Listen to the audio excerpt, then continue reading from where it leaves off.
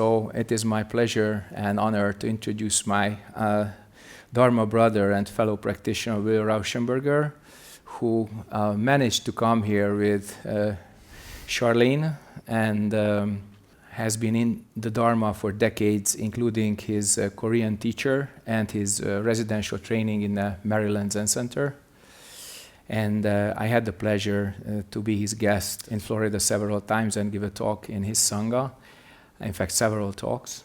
And it is now our special opportunity to host him here. So please help me welcome Bill Rauschenberger. Thank you. Thank you. Well, a few moments ago we sat in silence and there was no language barrier. The first thing I want to do is express my deep gratitude to Chong An Sunim and the Sangha and this wonderful space that you have. You're so fortunate here in Hungary to have this available to you. So please take full advantage of it. Become enlightened now. May all beings be happy. May they awaken from the dream. May delusions fall away and clinging cease. Ignorance, greed, and anger have no hold on the awakened heart. Essentially, that is what we're here to do. Through my experience here, I recognized that what is happening is the 6 perfections are manifesting through this experience with this Sangha. For example, generosity. I deeply feel the generosity that has been presented to me here.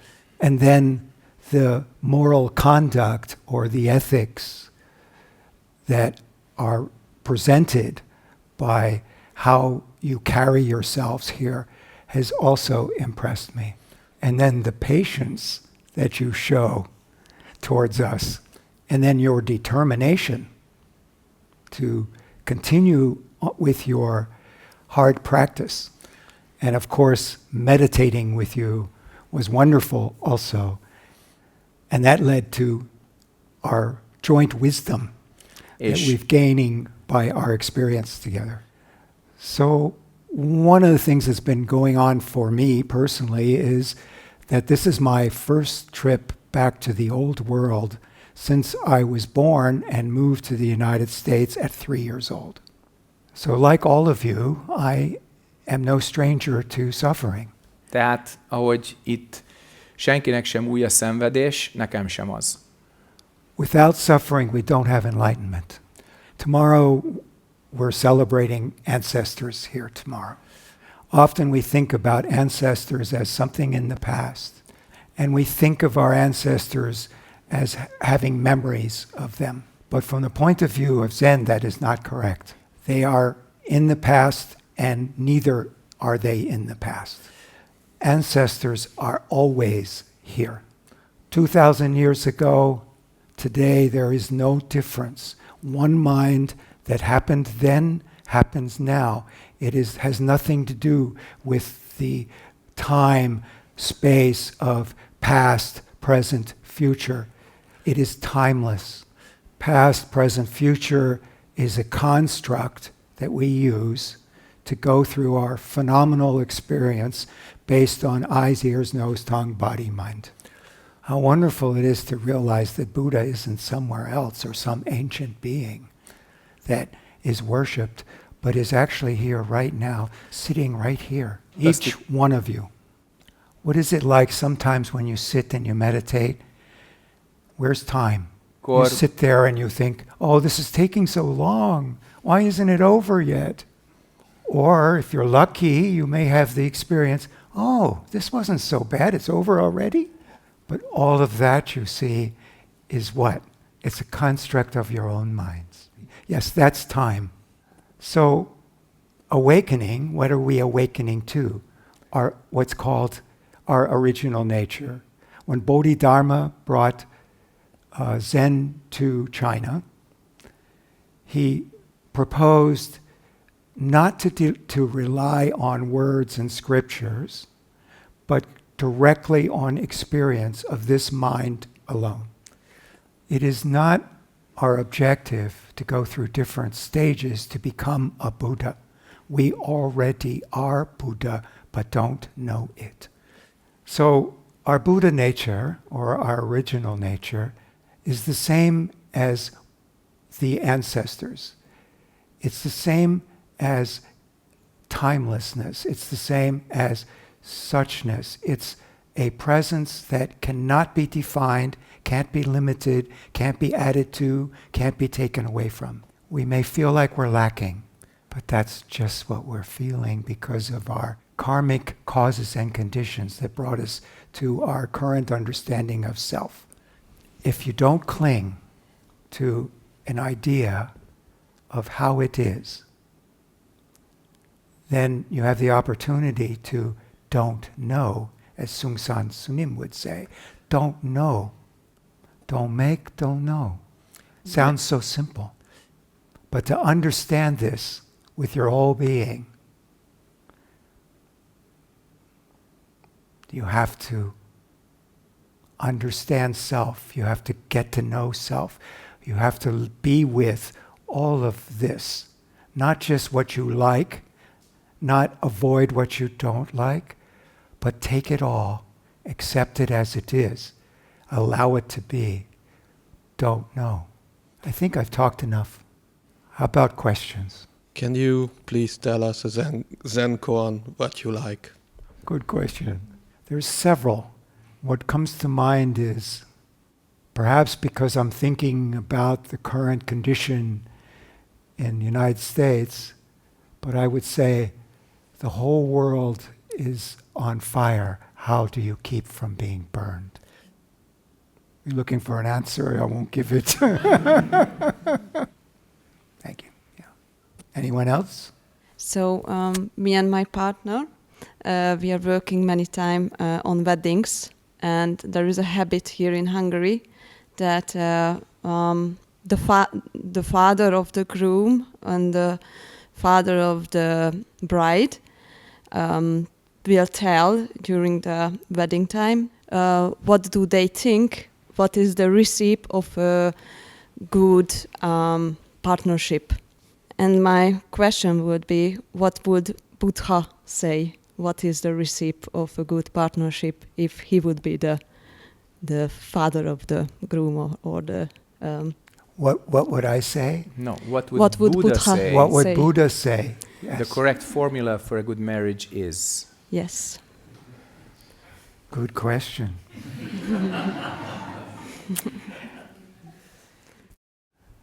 Are you asking Buddha or are you asking Will? Wilt kérdezed, vagy Buddhát? I will do my best.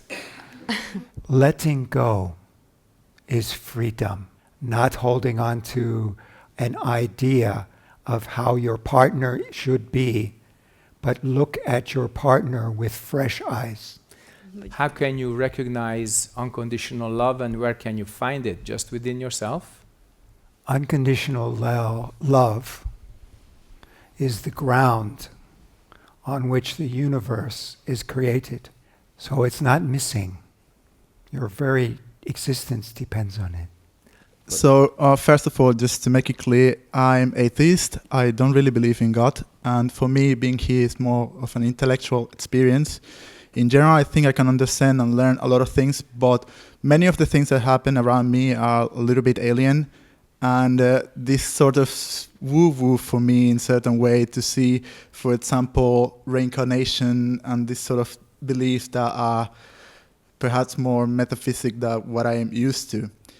That being said, I find peace within myself when I meditate, and it is important for myself, and I believe it helps me to get closer to myself. But I don't know if, like, with my current belief, I am in a way learning enough, or is it a boundary for me to understand better Zen and all the practice in general? Our intellect, that aspect of our mind that is judging, is measuring, is comparing, is useful as a tool for many things. The peace you may feel when you're sitting is leaving that on the back shelf, because you are so much more than that. And the only way to discover that is not to rely on it as your thinking is who you are. Using, for example, a question like, what is this? Without an answer, without creating an answer out of your intellectual understanding, but just allowing an open-ended question, what is this? May introduce you to aspects of yourself that you didn't know you had, because the intellect is like wearing blinders. It keeps you focused in a certain area of life as opposed to opening to all of it. It doesn't matter how smart you are. In other words, whether you're dumb, smart, ignorant, wise, has nothing to do with discovering your Buddha nature. My question is about marriage. So I'm here to find my own mistakes in this committed relationship I have, but I just can't see it. I want to somehow dispel this kind of blindness, and I'm asking for your help. I've been married 3 times, so I understand. However, my 3rd marriage is sitting over here, and I've been with her for over 20 years. However, that doesn't diminish the suffering that I appreciate, especially if there are children involved, and you have a difficult time sorting out how to make this work. Unfortunately, for me, I couldn't make it work with my first 2 marriages. But it was through those mistakes and pain and suffering that I learned about myself, my habits, my shortcomings, the areas that I needed to work on, how I viewed life and myself, and how that affected my relationships. So it was a lot of suffering, yes, a lot of karma, but the end of it is I have a wonderful wife and I have a wonderful life. And one more thing, don't succumb to the idea that I'm defective. Recognize that yes, there are mistakes, there are things I can change, and there are things I cannot change. I have my part, but I also have someone else that has their part. Takes 2 to tango. Is there any kind of situation where anger is a useful emotional tool, or it just has to be discarded in any and all situations where it occurs? In the true practice of Zen, nothing is discarded and nothing is added, nothing is taken away. Everything is taken as it is. The most helpful thing I could suggest is when emotions become really severe, is to just stop for a moment. Because like everything rises and falls, that will also. My wife says that I could make 3 people happy. My mother, her, and our daughter. Should I believe her? Only you can answer that. My question is about perseverance. At the beginning, I'm always motivated and I have a lot of incentive and energy to do whatever I'm doing, but later on this decreases and I cannot do much with this decrease. I think the most important step on taking anything on is what the motivation is. Are you trying to gain something, get somewhere, prove something? What's your motivation? Be totally honest with oneself. Would you tell us like 3 examples out of the first 2 marriages where you really had to change yourself? Okay. Got to get personal now. Ignorance is not bliss. During my second marriage, my daughter from my first marriage was killed in a car accident. She was 16. She was my special daughter. It felt like an arm had been ripped off. But my realization was that I wasn't really present in the marriage or in my relationship with my daughter. I was doing what I thought I should do. I was doing what I was programmed to do. I was being the good man, provider, oblivious to what the people around me actually needed from me. So even the most sad, tragic experience can be a gift. Yes, life is serious. It's also a great joy. Don't mess it up. In your previous answer to the emotional turmoil, you said stop and reflect. I'm just at the beginning of the path. How do I know that my mirror reflects clearly? There's a difference between a mirror, which reflects clearly, and a projection. Knowing that difference may take a little practice, but it becomes pretty obvious after a while. If there's an I, me, and mine, it's probably a projection.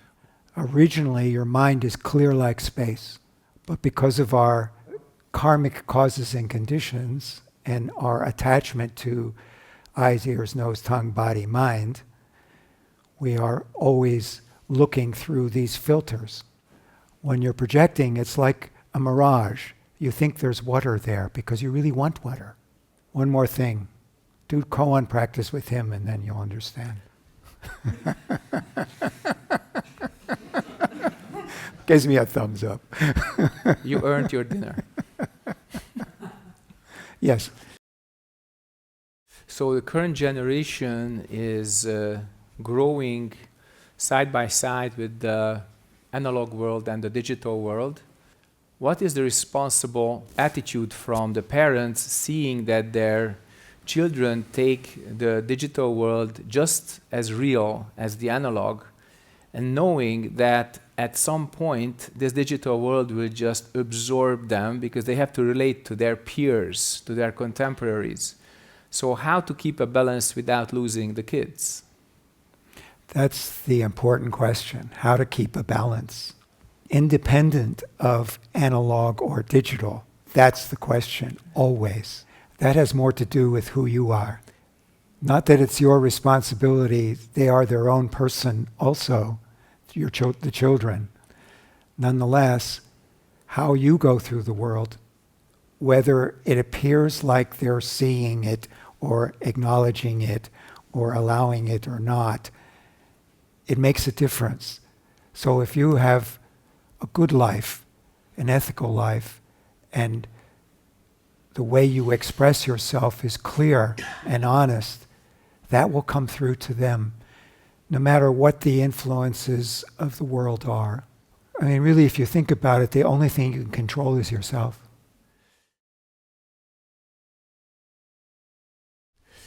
Is it possible not to mess up this life spent in this body as a sentient being? And if I don't mess it up, who will be my teacher? I guarantee you will mess it up. I already messed it up. So you already have a teacher.